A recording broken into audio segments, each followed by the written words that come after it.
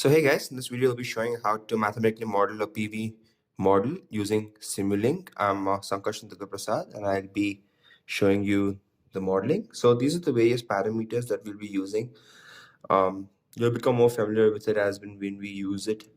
There are some constants, there are some parameters that vary, and so these are more important equations: saturation current, reverse saturation current, current through the shunt resistor, photocurrent, and output current. So with these 5 equations, we'll be mathematically modeling the system.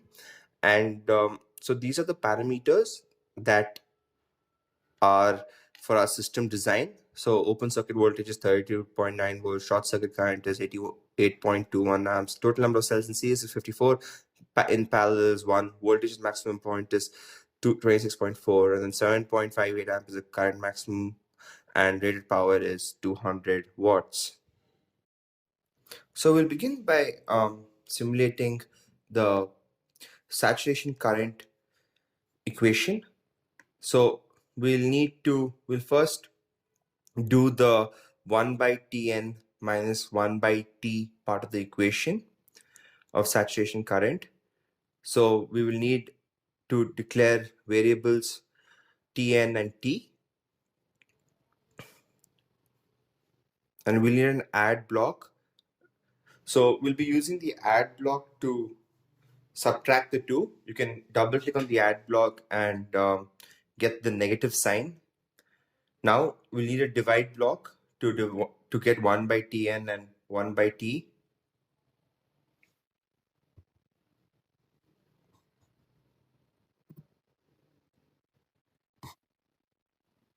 Yeah, so now we've got the first part of the equation, and the whole thing has to be divided by the product of n and k.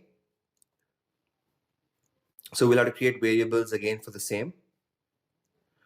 And we'll need a product block which will basically multiply the two variables.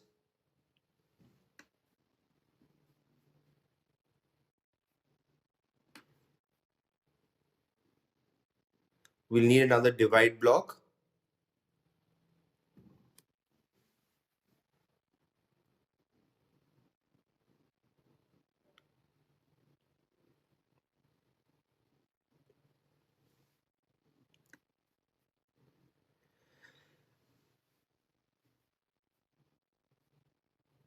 So you need to multiply this into Q and EG naught as per the equation. So a word of advice would probably be to take down these equations in a piece of notebook so that you can refer to them while we do this video. It will help you follow the constants and the variables that we take. Otherwise, it could get a bit confusing. And now you'll need a math function block after multiplying the two to get the exponential function.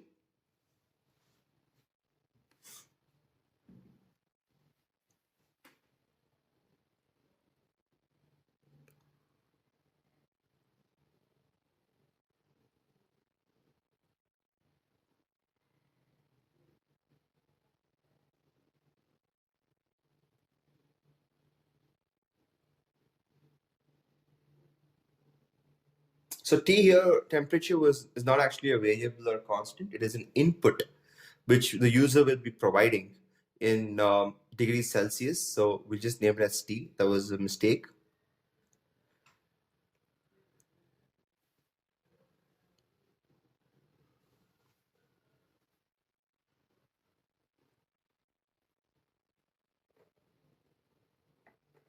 So we get the exponential function. And now we will have to do the IRS into T by Tn cube, reverse saturation current into T by temperature nominal. So we'll take a go-to block because it's the same input that's being used here.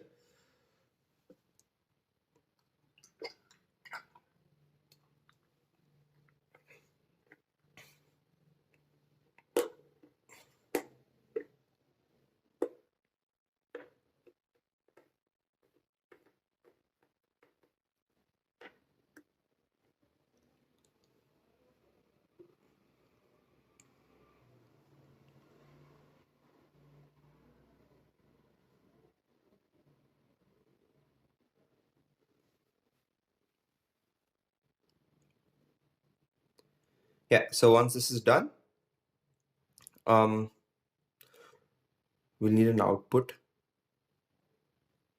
We need IRS as an input as well. So basically it is an input from an other block because it comes from another equation.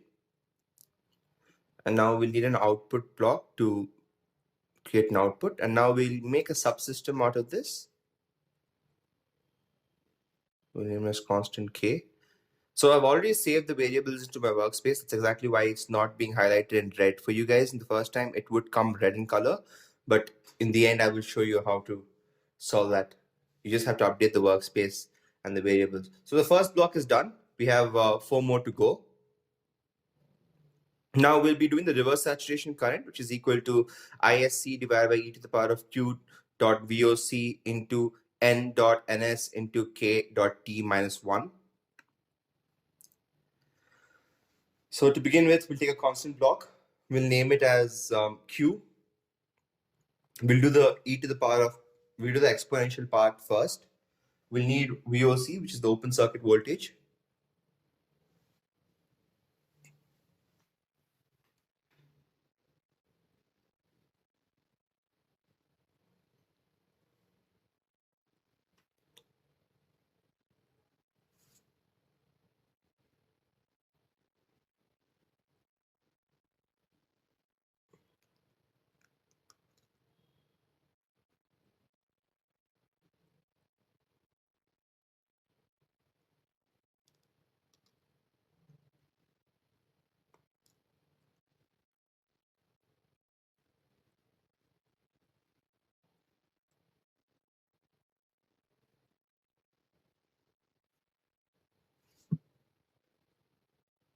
So we need another product block to multiply all of this.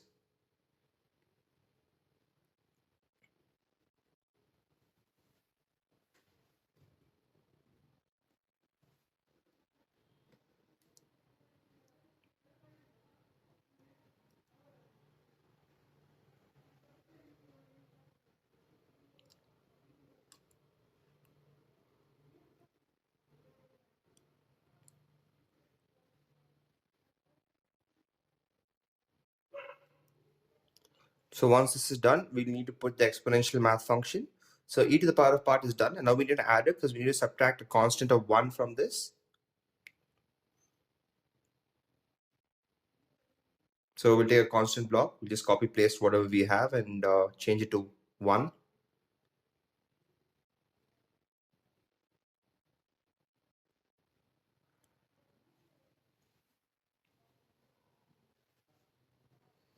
So we also need a divide block because this is in the denominator. The numerator was, as we discussed, ISC itself, which is the short circuit current. So we'll name it as ISC. And we'll need an output block now to finish the subsystem.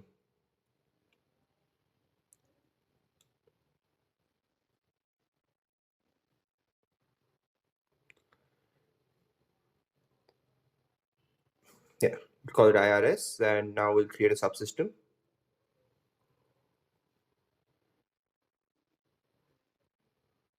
Call it reverse saturation current. Yeah. So, I mean, as you can see, the input of the reverse saturation current block goes to the saturation current block, but we'll make these connections in the end. Now we'll need a constant block to start making our next equation, which is the current through the shunt resistance, ISH is equal to V plus I into RS divided by RSH. So RS is there. Input, I is an input, the current is an input, which is the output current equation. And V voltage, which is also an input, which will be giving a ramp. Because when you plot your IV and PV curves, V would be on the x-axis. So V has to vary from 0 to whatever time duration you want to visualize your IV and PV curve for. So when I mean by time duration, what I mean is it has to be an array. V has to be from 0 to some other value. And you'll be plotting the corresponding current and power voltage, power values. So we'll be providing an input ramp signal to V. So that's why it's an input here.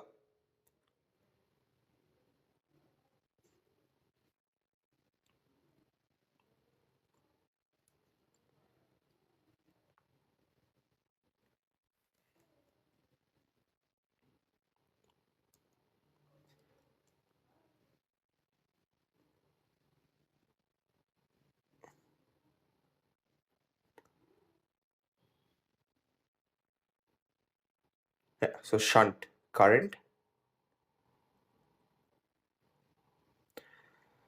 Now we'll just cut off the other input parameters, and so 3 is done. We have 2 more blocks to go, which is the photo current and the output current.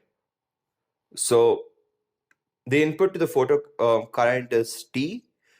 So we'll do the T minus 298 first. So 298 is, this is to calibrate Celsius and Kelvin. So you'll need a plus minus sign here. So list of signs is plus minus.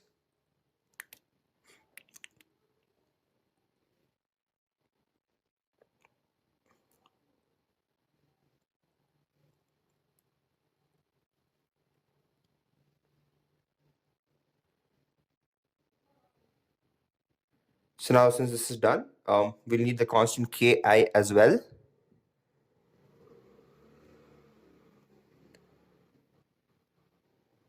And this is going to be the product.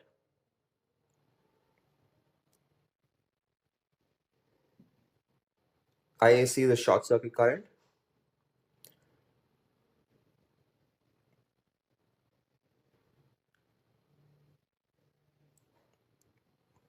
Constant block.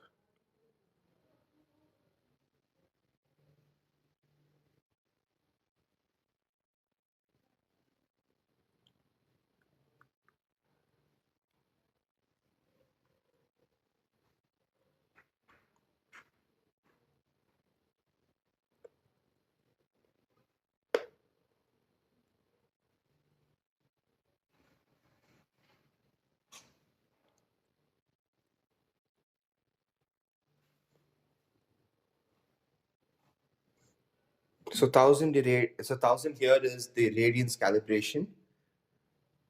G here is irradiance.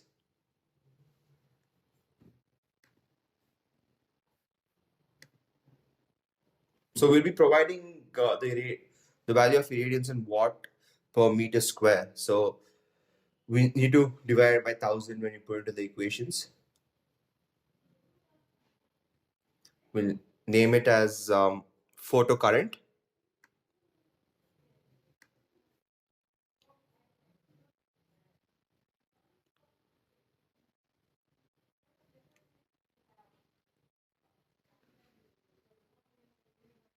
Oh yeah, and G is an input like I mentioned, so it's not a constant block. We'll have to name it irradiance. We'll just keep it as G.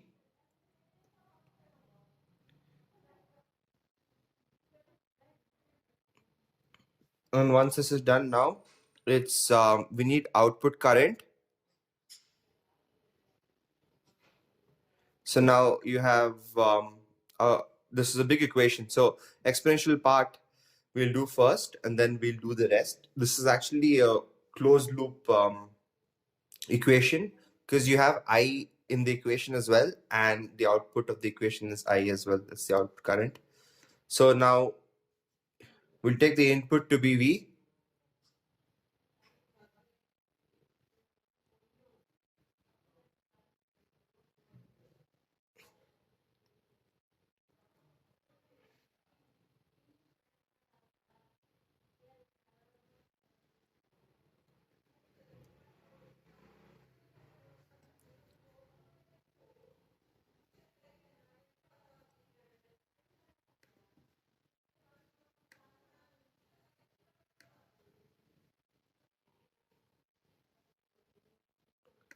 So now we need a divide block because you need to divide by nk into number of cells in series into the temperature, which is an input as well.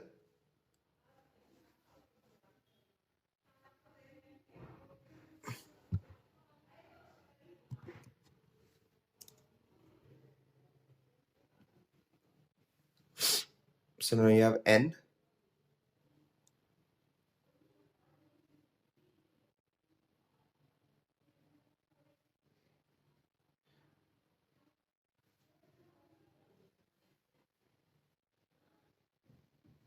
You have k.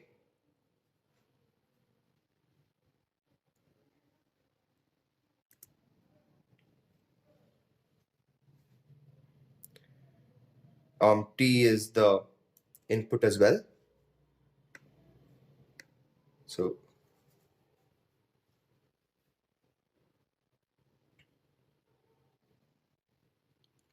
we'll need an add block now because before that we need a math function to make it exponential, and then we need to subtract it with 1 and then multiply the whole product with I naught and then subtract it with ISH and add IPH. With that, we would have completed the 4 blocks.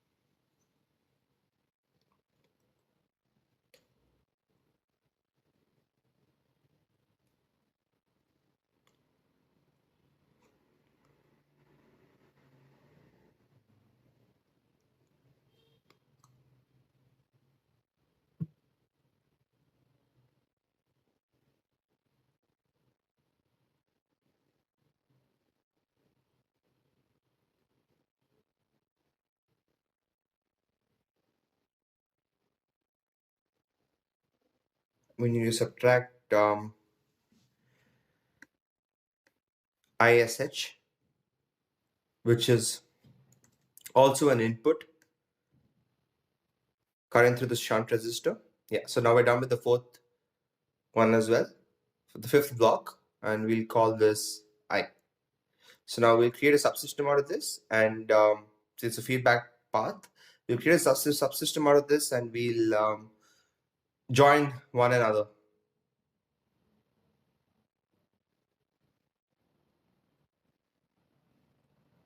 Let's remove all the blocks.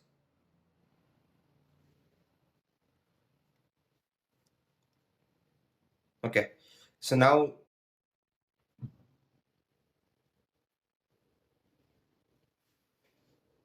in a constant block, 273 will calibrate the temperature. So we'll give the input in degrees Celsius. It becomes easier because standard test conditions, usually the SI units are in degrees Celsius and it's not in kelvins for photovoltaic simulations. So T will be the input provided by the user.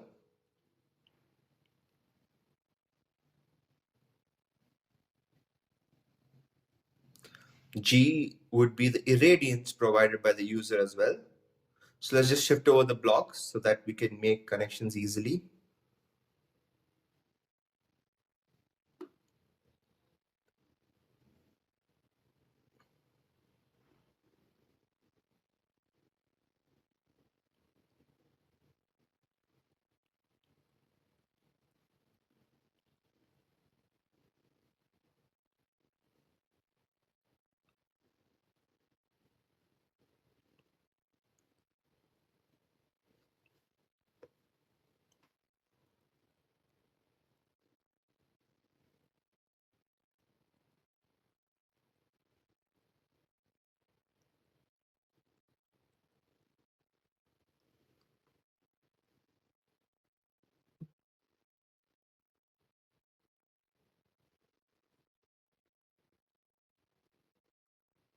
So just make these connections, connect all the T's together and the G into G's. It's pretty straightforward, but make sure you get it right.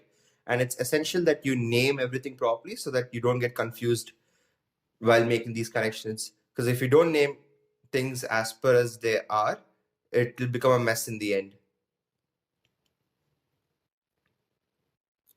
So like I mentioned before, ramp voltage V has been provided. So Vi is the output. We can make the slope time to 40 seconds, stop time to 40 seconds. So the voltage will go from 0 to 40. Ramp output is basically for every 1 second, V will also change by 1 second. So let's take a product block. We will, the product of this V and I will give power. Straightforward, it's DC. And you'll take an XY graph.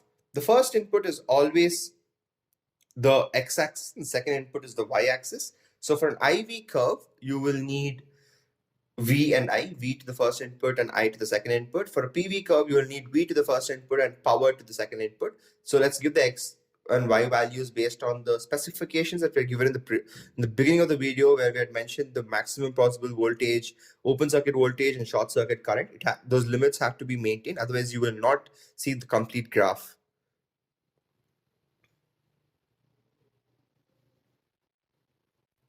Let's call it 210. Power, we'll call it P.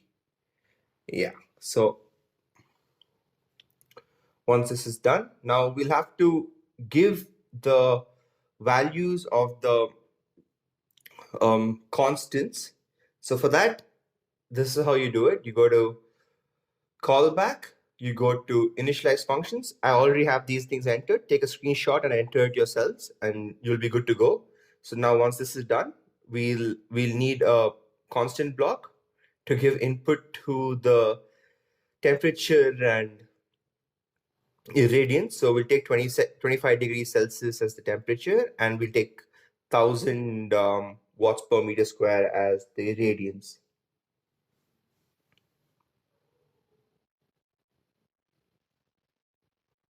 We'll delete this, and now let's simulate it.